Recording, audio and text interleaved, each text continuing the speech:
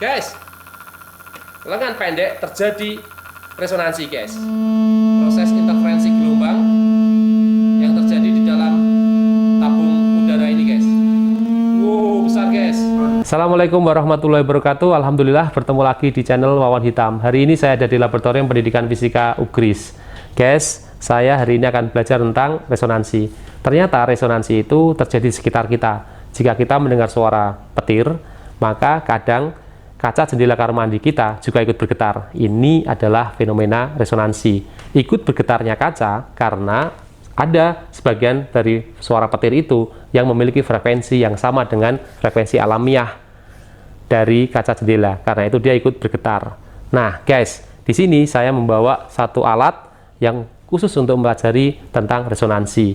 Ikut bergetarnya sebuah benda karena diberi frekuensi yang sama dengan frekuensi alamiah dasarnya. Oke guys, kita akan mencoba untuk membuktikan resonansi itu di tabung resonansi ini. Tentu saja, proses resonansi terjadi jika tabung kosong ini ikut bergetar, guys.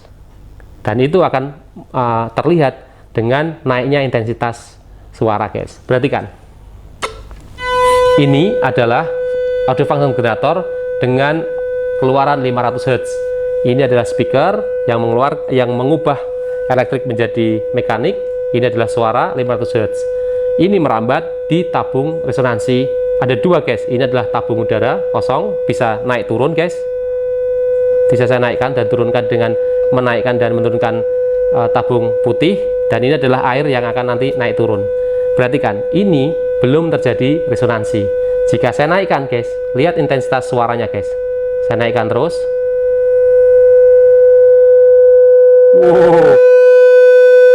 Ini terjadi resonansi, guys. Jika saya naikkan lagi kolom udaranya, sudah tidak lagi terjadi resonansi karena frekuensi 500 Hz sudah tidak lagi sama dengan frekuensi alamiah dasar ini. Perhatikan sekali lagi, guys. Ini adalah frekuensi alamiahnya dari tabung di atas ini. 500 Hz, guys.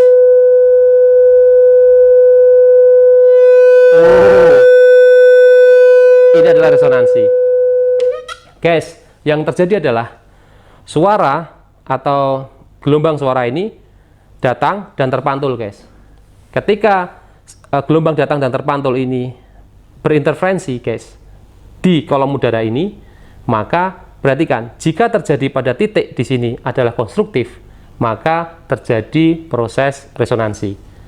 Hal ini karena pemikiran seperti ini, guys. Jika saya kasih satu gelombang suara, guys, satu pulsa gelombang suara terpantul, maka jika hanya satu, maka dia terpantul lagi di speaker ini dan terpantul lagi, tetapi dia semakin melemah. Jika sekarang speaker ini memberikan dua gelombang suara, pada saat pertama terpantul, melemah, tentu saja melemah. Ketika pas di titik ini diberikan suara kedua atau gelombang kedua, maka dia akan menambah yang datang gelombang kedua plus tadi yang melemah tadi. Berarti yang datang berikutnya ini semakin kuat dan ini terjadi terus-menerus. Maka suaranya akan semakin keras atau intensitas suaranya akan semakin keras karena tabung dari kolom ini ikut bergetar. Dan itu tadi terbukti, guys, semakin kuat intensitas dari suaranya, guys. Oke, guys, itu adalah definisi dari resonansi. Nah, terjadinya resonansi, guys, perhatikan ini, guys, jika terjadi pada proses ini, guys, gelombang datang dan gelombang pantul, dia ada di posisi antinode, yaitu puncaknya di sini. Dan ini terjadi pada seperempat gelombang pada kolom udara L yang sama, guys. Ini terjadi lagi resonansi. Karena apa? Karena gelombang datang, perhatikan, gelombang datang 3/4, terpantul juga 3/4. Maka juga terjadi pada antinode atau proses konstruktif. Jadi suara itu datang, boom, lalu datang, terpantul, di sini proses antinode, lalu diberi gelombang kedua. Sehingga tadi yang terpantul tadi sempat melemah, lalu berikutnya datang lagi yang kedua ditambah tadi yang melemah. begitu lagi seterusnya sehingga dia semakin besar energinya dan dia akan menggetarkan kolom udara ini.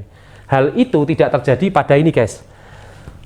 Ini tidak terjadi resonansi. Kenapa, guys? Karena lihat L-nya, kolomnya sama dengan satu panjang gelombang. Jika suara ini satu panjang gelombang datang terpantul lagi, maka dia di titik destruktif. Karena itu ini titiknya jadi 0 lagi, guys. Lalu ditambah gelombang yang kedua, maka ini gelombang yang tidak menambah seperti yang terjadi di sini. Nah, itu yang terjadi pada proses resonansi, guys. Nah, oke. Mari kita pelajari resonansi untuk keadaan yang lain. Perhatikan nih, guys. Oke, saya sekarang memiliki sistem penggetar vertikal dan ini saya berikan lengan aluminium panjang dan lengan aluminium pendek. Jika ini saya getarkan ke atas, guys, secara vertikal, maka getaran akan merambat juga ke samping, guys. Nah, ini akan terjadi proses resonansi jika di ujung-ujung ini dia bergetar, guys. Dan ini menjadi salah satu jawaban kenapa jembatan yang terkena angin bertubi-tubi terus-menerus itu bisa roboh. Perhatikan, guys, ternyata aluminium ini juga bisa bergetar, guys. Perhatikan. Ini ada function generator, ini frekuensi 10 Hz, guys. Perhatikan, bergetar semuanya. Saya tambah, guys, 20 Hz. Perhatikan, guys. Wow, lihat, ujung sini, guys. Tambah, guys, 25 Hz, guys. Wow, ini adalah resonansi pada lengan panjang ini, guys. Jika frekuensi saya berikan lebih lagi, guys, saya tambah, maka hilang, guys. Tidak terjadi resonansi. Juga yang kecil, guys. Ini kita cari, guys, frekuensi dasarnya, guys. Nah, ini, guys, ini pada 50 Hz, guys.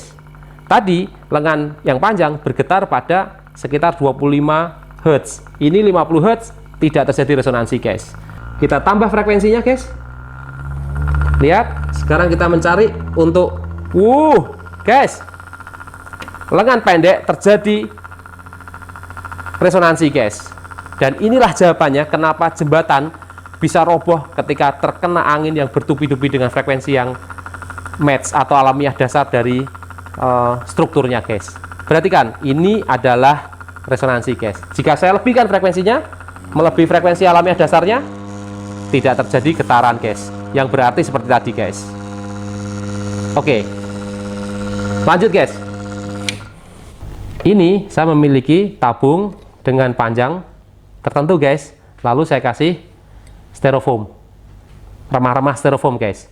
Ini saya tutup dengan tisu, lalu saya akan getarkan speaker saya dengan frekuensi tertentu. Nanti kita akan lihat frekuensi alamiah yang terjadi pada tabung ini, guys. Oke, perhatikan nih, guys. Ini adalah frekuensi 100 Hz, guys. Lihat, 100 Hz. Saya naikkan 200 Hz, guys. Lihat styrofoam yang terjadi, guys. Wow, guys, styrofoamnya menari, guys, di frekuensi 250 Hz, guys. Dan ini menandakan titik puncak dan antinode dan node, guys, sebenarnya, guys. Dan terjadi resonansi, guys. Kenapa? Perhatikan nih, guys. Jika frekuensi saya naikkan, hilang, guys, getarannya, guys. Saya turunkan frekuensinya. Wow.